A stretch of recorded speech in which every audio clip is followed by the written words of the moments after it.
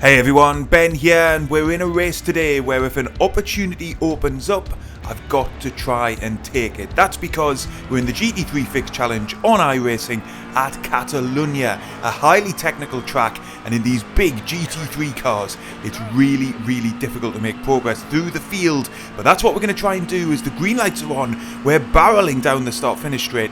We've qualified in P9. Can I make progress in this race? We're heavy on the brakes into T1 for the first time, got lots of room, which is just what you want on lap 1. Everybody pretty well getting through cleanly there from what I can see, but look up ahead, there's been an incident. Car spearing across the track. I'm just able to anticipate at the last moment that he was heading off to my right, made a last minute adjustment and just got through cleanly. Let's check out a replay then, and keep your eyes on Pepe Comte in P3. He's just going to misjudge his closing distances on Cardozo in P2. That then flicks Cardozo into a spin, and there's more contact. Who else gets caught up in that? Well, we're on board with Chamois here, and you can see he has no visibility on the accident, and unfortunately both Chamois and Cardozo out of the race on lap 1. We rejoin the live action just a little bit later on lap 1, and as you can see, I'm trying desperately to stay in connection with the drivers up ahead, but there's going to be an accident behind me as well. That's Lucas Ludke following behind me through the right-hander. He's just going to ask too much of the tyres at this stage of the race. The track not giving up too much grip so far, and of course everybody on cold tyres, and we are approaching sunset here in Spain, so track temperatures likely will be falling through this race. But we're going to cross the start-finish line to end lap 1, and I'm up in P6 in this race, so not a bad start. The question now is, can I make further progress up the field, get onto the rear wing of Patrick Pamuk, who's now up in P5, and then maybe even challenge for some of the higher spots on this grid? I think that's going to be difficult. The front running drivers in this race were around half a second quicker, maybe a little bit more in qualifying, but P5, I think that is within my grasp.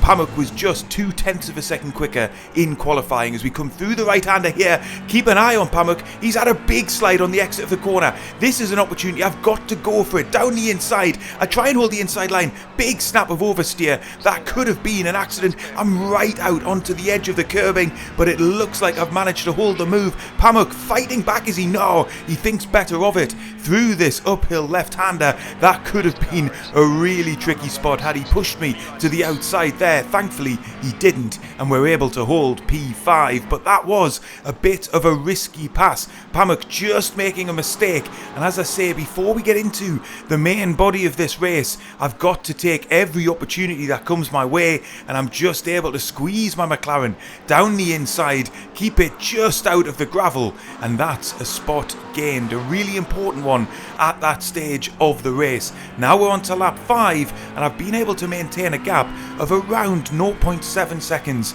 to Pamuk behind.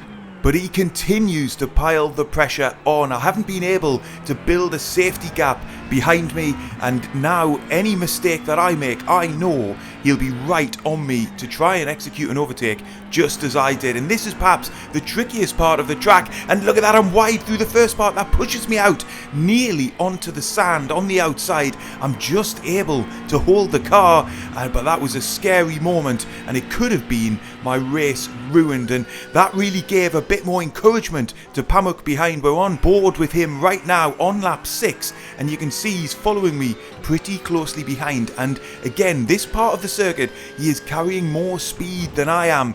You can see there he's able to keep the car in a higher gear, just let the car float through the first part of the corner, and he's visibly closing there. But then on the very next lap of the race, he pushes too far, again gets a little half slide on. He's got to slam on the brakes, and that would ultimately give me that safety buffer that I was looking for. The gap would extend to around 1.5 seconds, and in the end he would come under pressure from Johnson behind. So rather than attacking me in the closing stages of this race, he was having to hold off the McLaren of Johnson, who was coming through the field after a poor qualifying, and you can see they're nose to tail behind me, and that's exactly what you want to see in your rear view mirror. It gave me the space to just concentrate on on bringing the car home. Unfortunately, the top 4 drivers just a little bit too quick for me on this day in history. Not massively too quick, but just a little bit too quick for me to close those distances in. And as it turns out, we'd crossed the start finish line in P5. A bump to my iRating, a bump to my safety rating, and a 5th position, which, having qualified in P9 and on this very technical track, I think I'm going to be happy with that, especially as it was a 1.9k strength of field. I hope you've enjoyed the race. If you have, you'll really enjoy some of the other races I've had so far in the GT3 Challenge.